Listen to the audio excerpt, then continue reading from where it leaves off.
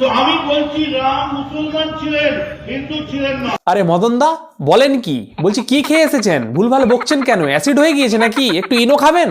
আচ্ছা, আমার প্রথম কথা, রাম যদি মুসলিমই ছিলেন তাহলে রাম মন্দির নিয়ে এত বিতর্ক হওয়ার কোনো কারণ ছিল না, কারণ তিনি তো মুসলিম ছিলেন।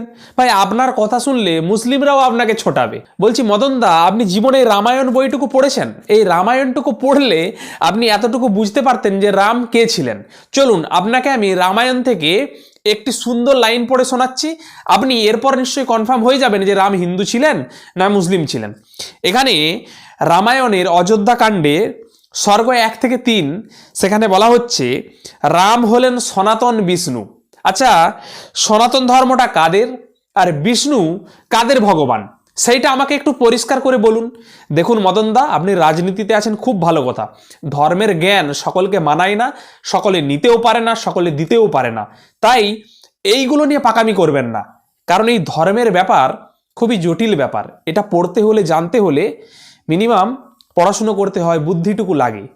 এটা যাতা জিনিস না। আচ্ছা চলুন মদন দা, আর কি বলছেন শুনি একটু। রামের বদলে কি অনেকক্ষণ বাদে একটা বড় কাটিয়া বাবার মতো একটা বড় পাগড়ি করা, মাফ করবেন, কাটিয়া বাবাকে অপমান করিনি, মুখ দিয়ে বেরিয়ে গেছে। জটাধারী একজন ব্রাহ্মণ, সে গম্ভীর ভাবে, তার একদিকটা মোদী একদিকটা অমিত শাহ, বলল রাম হিন্দু ছিলেন, রামের টাইটেল ছিল রাম জেঠমালানি। ও লাভলি, আচ্ছা রামের টাইটেল ছিল রাম জেঠমালানি, এই কোন হিন্দু বিশ্বাস করেন না।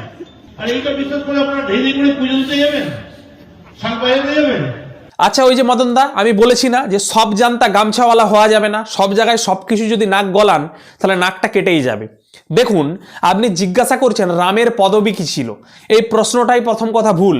কারণ আপনাকে যদি জিজ্ঞাসা করা হয় যে 1947 সালে আপনার পূর্বপুরুষের আধার কার্ড ছিল কি, যেহেতু আধার কার্ড ছিল না সেই জন্য আপনার পূর্বপুরুষ ভারতীয় না। আরে ভাই, রাম এসেছিলেন প্রায় 7000 বছর আগে, তখন কোনো রকম পদবীর ব্যবস্থা ছিল না। পদবীর ইতিহাসটা একটু পড়ে নেবেন, সেটাও তো পড়াশুনো করেননি। পদবী কখন এসেছে?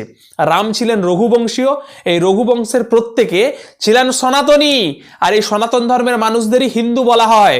তাই রাম রঘুবংশের ছিল, তখন বংশ পরম্পরা ছিল, ঠিক আছে?